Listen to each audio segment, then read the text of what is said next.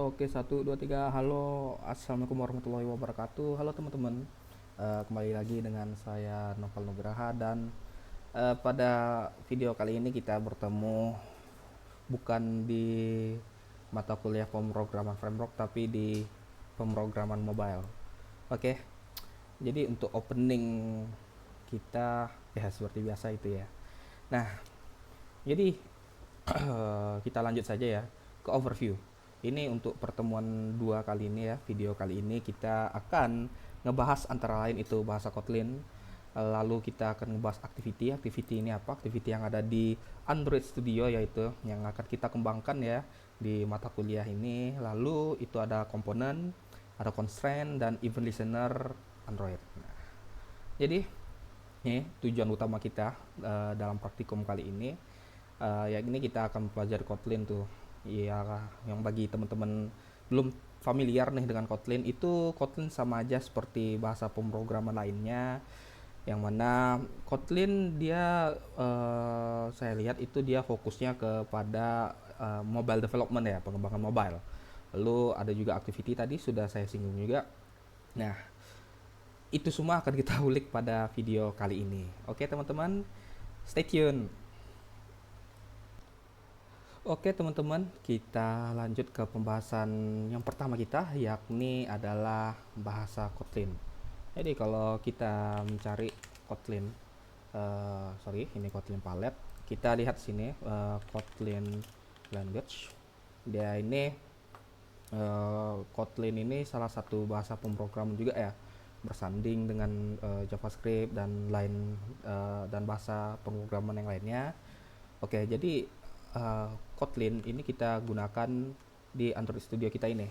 Nah, jadi untuk apa yang harus kita lakukan pertama kali untuk membuat project kita, yakni teman-teman yang pertama kali harus kita lakukan ada itu, teman-teman udah pastikan teman-teman punya atau sudah melakukan instalasi Android Studio.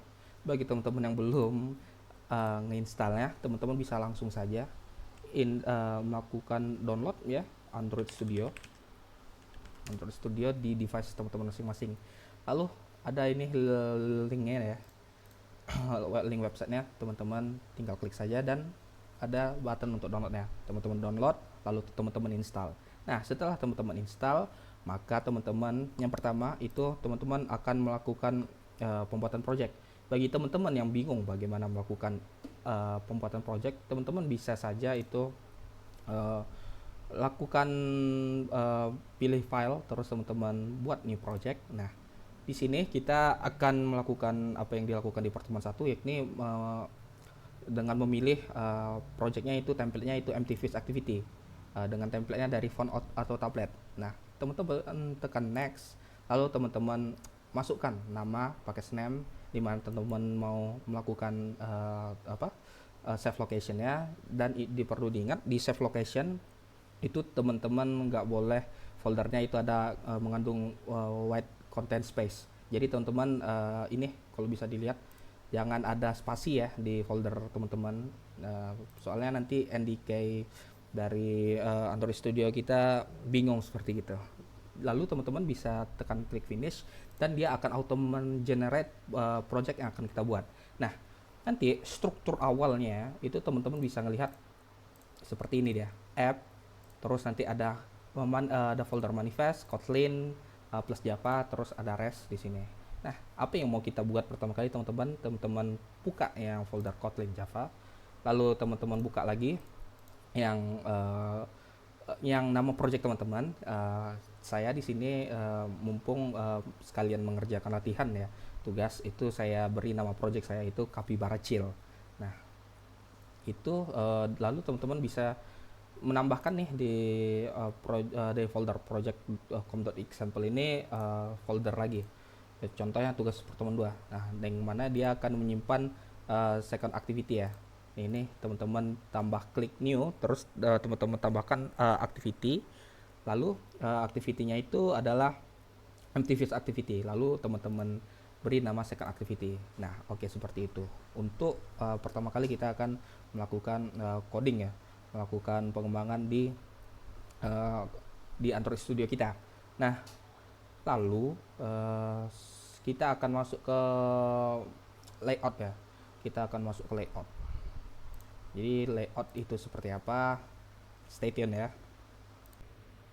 Oke, teman-teman, kita akan lanjut ke constraint ya, ke layout maksud saya. Jadi teman-teman dalam melakukan pengembangan mobile gitu, teman-teman pasti akan melihat adanya activity ya di ketika Android dijalankan gitu. Jadi teman-teman perlu teman-teman ketahui nih, activity itu apa. Jadi activity itu kalau kita buka saja ya, contohnya device manager, itu teman-teman bisa install modulnya di sini ya. Caranya cukup mudah, teman-teman tinggal create virtual device atau select remote device. Kalau saya create virtual device terlebih dahulu ya. Nah, ini teman-teman tinggal pilih modulnya mau yang mana, terus teman-teman tinggal klik next dan finish saja. Nanti sudah ada itu modulnya. Nah, jadi kembali ke pembahasan kita. Itu dia bagaimana sebuah activity itu. Jadi activity itu teman-teman bisa ngeliat nih contoh dari modul yang saya installnya. Nah, jadi satu activity itu terdiri dari beberapa komponen yang akan kita kembangkan. Nah, jadi bisa teman-teman lihat ini. Ini activity, satu activity yang sedang kita kembangkan. Nah, pada tugas kali ini saya mengembangkan sebuah activity ya, yang mana itu dia bisa melakukan penghitungan dengan rumus matematika, yakni untuk menghitung luas persegi dan volume balok, di mana dia akan di sini dia akan menginputkan sebuah angka. Lalu dia akan, ketika kita inputkan angka, maka akan terjadi sebuah logika yang melakukan penghitungan untuk menentukan luas persegi. Yang mana luas persegi itu kita tahu itu cuma sisi kali sisi, jadi kita cukup inputkan angka saja, dan itu dia nanti angka dikali angka, maka dia akan mendapatkan hasil dari luas persegi tersebut. Sama juga volume balok, ini dia diminta untuk menginputkan nilai dari variabelnya. Nah, jadi untuk activity seperti itu teman-teman. Jangan terlalu jauh ke sini dulu. Jadi kita dalam Android Studio ini disebut sebuah activity ya. Nah, dalam sebuah activity itu maka dia akan ada komponen-komponen seperti ini. Rumus matematika, luas persegi, ini dia ada input text juga, dan ini ada button. Nah, teman-teman dalam melakukan pengembangan Android Studio ini untuk membuat sebuah activity ini dengan komponen-komponen di dalamnya, itu teman-teman bisa langsung ke folder rest, dan teman-teman bisa ke activity second.xml ini. Nah, jadi nanti di sini teman-teman akan melakukan desain teman-teman di sini dengan layout yang telah teman-teman tentukan sendiri. Nah, dia di activity second.xml ini teman-teman bisa membuat komponen-komponen yang teman-teman inginkan. Nah, gimana caranya? Contoh teman-teman ingin membuat uh, sebuah text view ya. Sebuah text view itu dia disajikan komponennya itu dia ada di palette nih. Nih, teman-teman bisa ke palette. Nah, di sini tersedia nih beberapa macam ya komponen yang bakal teman-teman gunain. Nah, contohnya di command, text, button, widgets, layout, dan lain sebagainya. Nah, di rumus matematika ini bisa teman-teman lihat, ini dia adalah sebuah text view. Jadi contohnya teman-teman ingin membuat text view, tinggal teman-teman drag and drop, sesimpel itu. Nah, nih, maka dia akan ada di text view. Tapi saya kontrol saja karena saya nggak butuh itu ya. Nah, jadi teman-teman setelah teman-teman drop, ini contohnya text view edit text ya, edit text yang berupa number ini saya pilih. Nah, enaknya di Android Studio ini dia sudah, ketika kita sudah drag and drop komponen yang kita butuhkan, itu dia nanti akan nge-generate codingnya sendiri ya. Nah, gimana itu maksudnya? Nih teman-teman bisa ngelihat di activity second.xml ini ya. Jika teman-teman lihat di bagian bentar, saya lihat di bagian ini ya. Kita bikin split, bikin split. Split di sini ya. Itu nanti dia akan melihatkan kita bagaimana codingan dari struktur layout kita ini. Nah, nih dia ada split ya. Nih. Jadi teman-teman bisa ngelihat nih. bagaimana kita membuat sebuah codingan dari uh, komponen palette kita ini. Nah, contohnya dia langsung ngasih tahu kita kalau yang mana ini komponennya. Nah, misal kita tekan ini dia button hitung. Nah, dia ke button ya.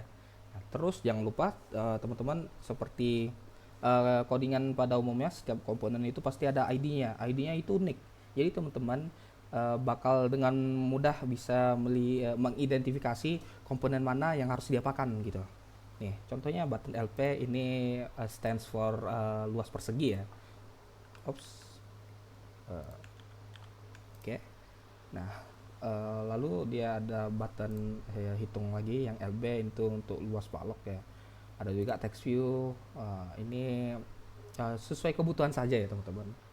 Oke, seperti itu. Untuk bagian layout kita nih teman-teman. Nah, dari tadi saya nyinggung tentang constraint ya. Apa itu constraint? Nah, jadi bagi teman-teman ketika sudah melakukan desain ya, setelah melakukan desain di apa di second activity kita ini, activity second kita ini, nah teman-teman kan bakal ngerunnya nanti nih di running device ini.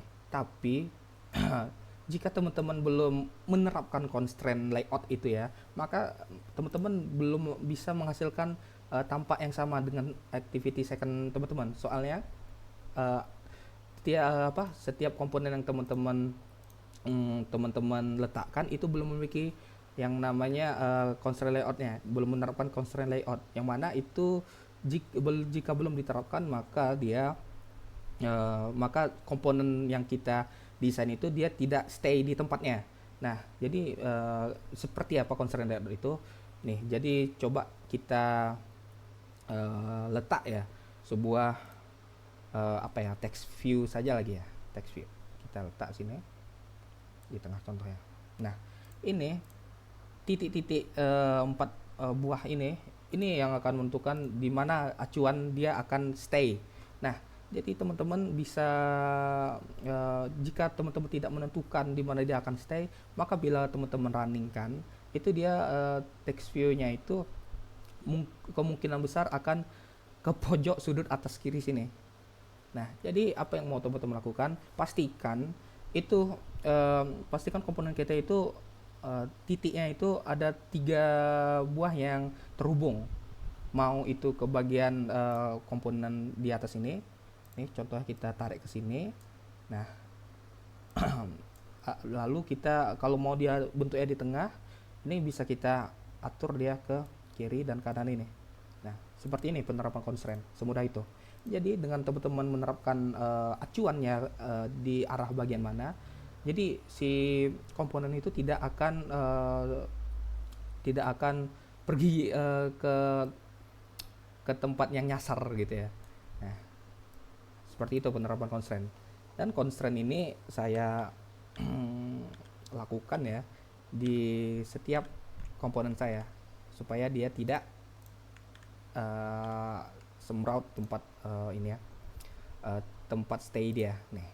Bila teman lihat semuanya sudah saya atur ya, minimal ada 3 constraint nih. Seperti ini. Nah, juga untuk salah satu refleksi ya, ini kalau teman-teman ngelihat nih contohnya di bagian panjang dengan tinggi nih, saya kan ada input teks ya, edit teks nih. Ini kan bisa dilihat dia udah atas kiri kanannya sudah terhubung ya. Nah, di bagian tengah nih pastikan juga terhubung supaya nanti dia tidak tidak kemana-mana. Nah, itu salah satu error yang saya temukan ya.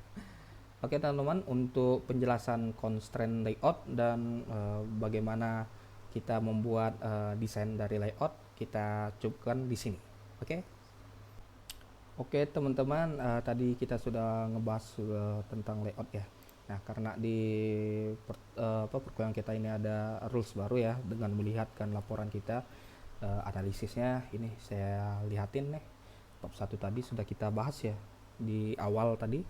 Ini pekerjaan saya, ini masih sama bentukannya.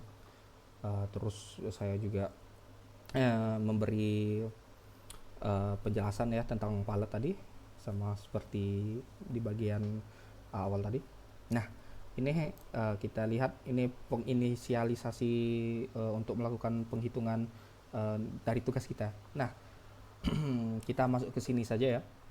Dan jadi kita setelah kita melakukan desain, kita itu akan membuat bisa dibilang itu fitur atau fungsi dari komponen yang udah kita sediakan ini. Nah, jadi di tugas kali ini kita akan menghitung luas persegi dan volume balok ya.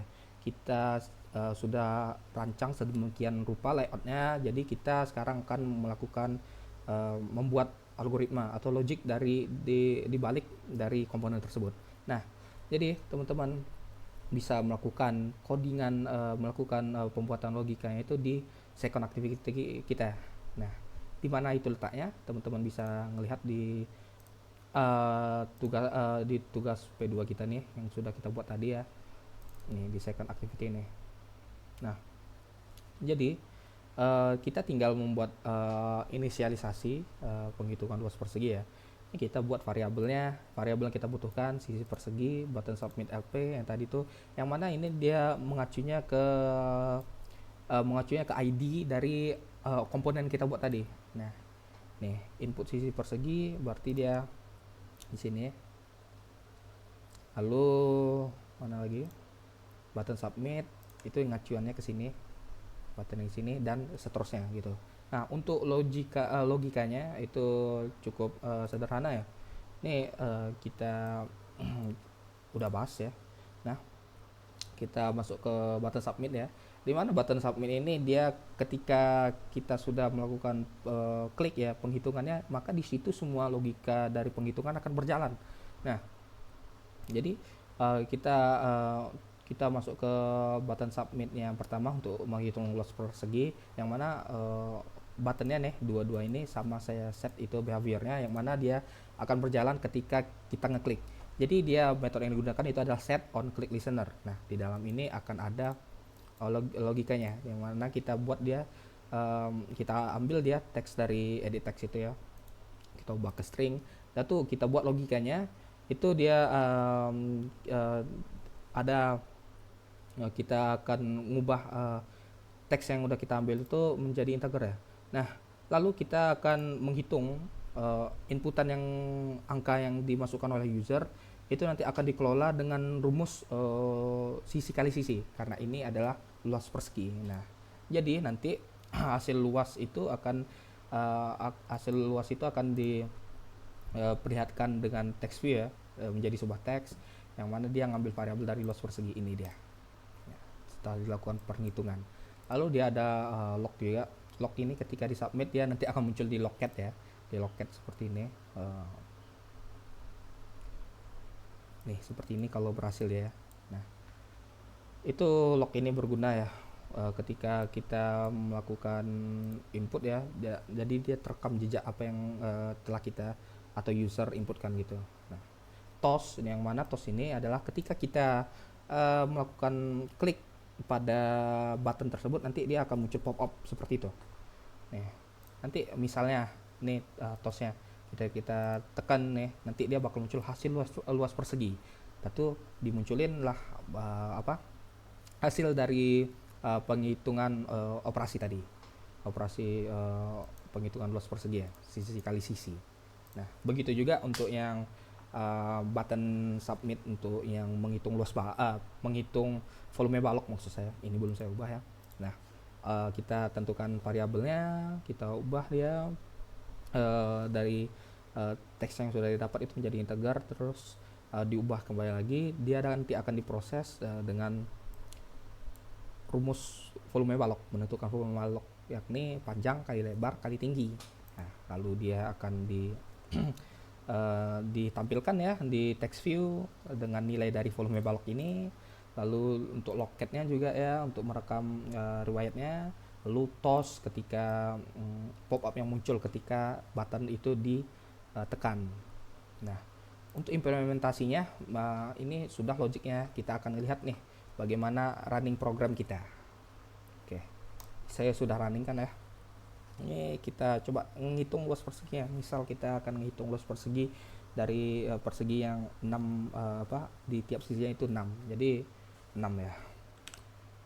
Jadi 6 kalau kita lihat dari sini logikanya harusnya kali sisi yang kita input ini 6, berarti dia bakal 6 ini pasti bakal dikali dengan 6. 6 kali 6 itu harusnya 36 ya.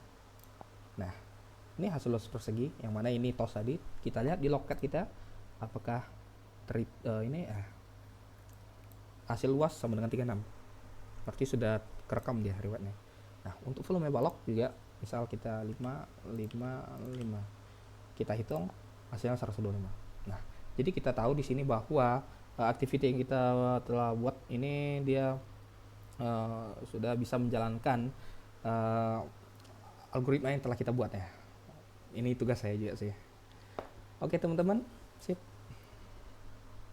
Oke teman-teman, karena udah cukup panjang juga durasi kita. Nah, jadi saya akan ke pemahaman konsep IT ya, yang di bab 2.